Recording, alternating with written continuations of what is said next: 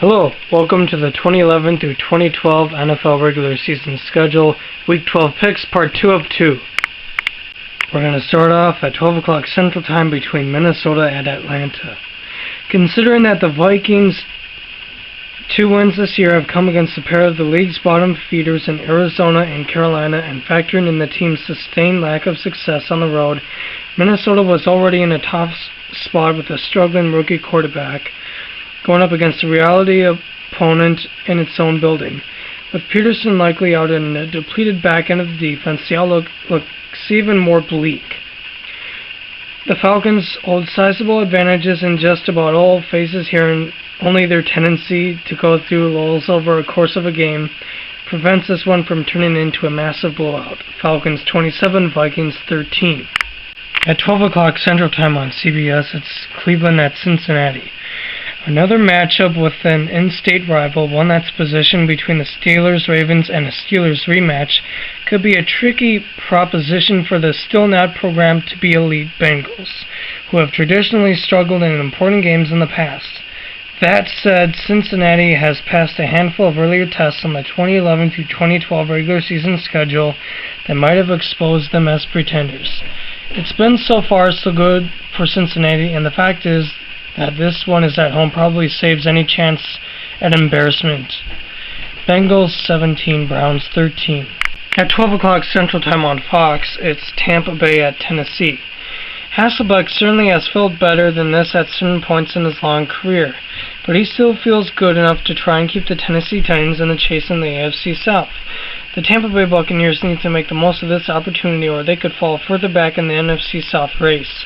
Proving himself able to start after suffering an arm injury last week, Hasselbeck will try to rally the Titans on Sunday when the Buccaneers try to snap a 4-game losing streak. Trailing division-leading Houston by 1.5 games, Tennessee was 5-5, lost more ground to the idle Texans, and dropped into a pack of 4.500 teams in the AFC with Sunday's 23-17 loss at Atlanta.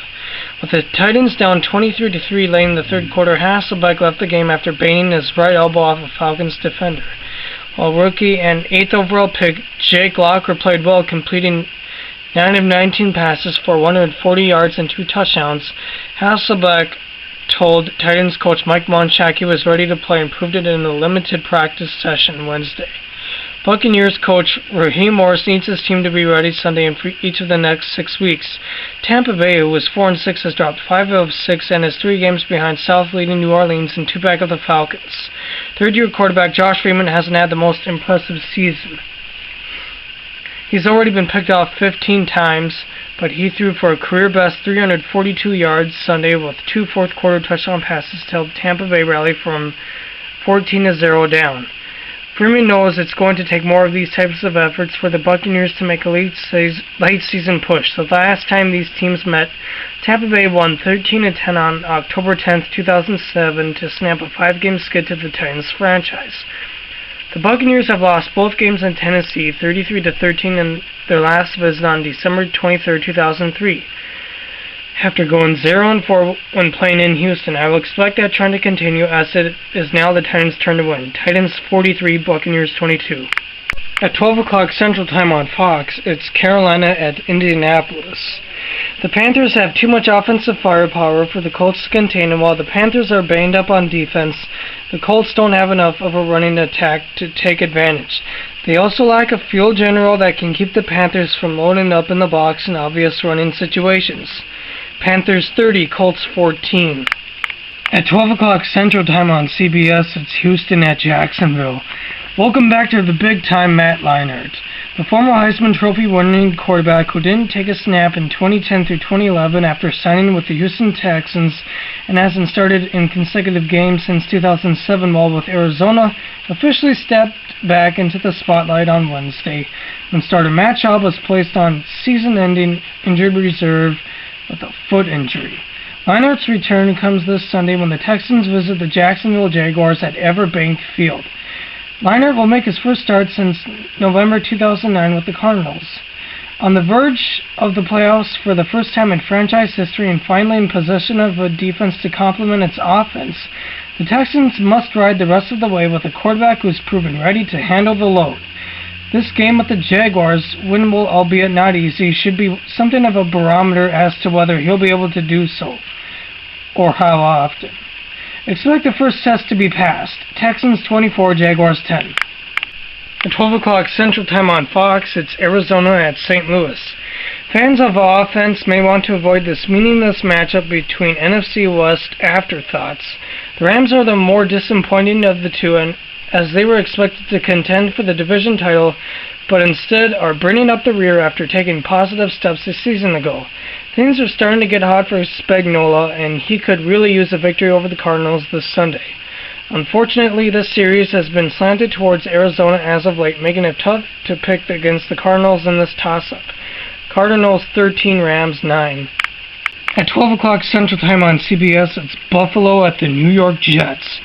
As in Week 9, the Jets seem to have matchup advantages in both directions, and with Spiller now in the driver's seat carrying the ball, these edges seem magnified. With Fitzpatrick and Sanchez both slumping, the team that gets the best quarterback play gets a significant leg up. If all else is tied, the Jets having home field carries the day. Jets 28, Bills 14. At 3:05 Central Time on Fox, it's Chicago at Oakland. Since Haney is such an unknown quantity, it's difficult to predict how the Bears will fare on from now on. And considering how unpredictable the Raiders have been over the course of the year, particularly in double-digit home losses to seemingly inferior teams, Kansas City and Denver, it's not easy to presume just how they'll perform either. Those two defeats did come with an unprepared Palmer still in the process of learning Jackson's offense.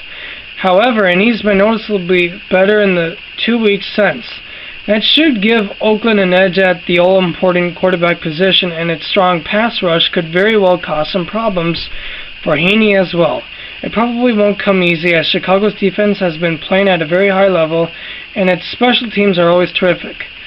But the Raiders' experience under Setter and getting to play at the black hole may be too tough for the Bears to overcome.